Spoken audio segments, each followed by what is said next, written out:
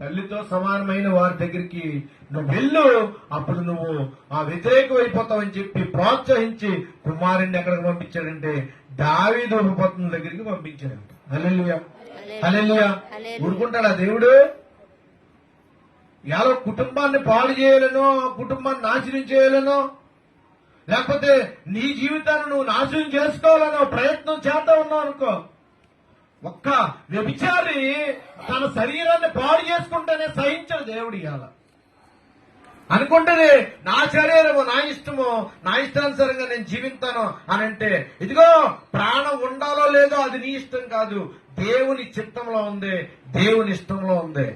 ఎందుకు పాపం చేయొద్దని మాట్లాడుతున్నాడు దేవుడు. ఈ శరీరంలో నీ ఇష్టం వచ్చినట్టుగా నీకు నచ్చినట్లుగా రాలే ఈ ప్రాణం.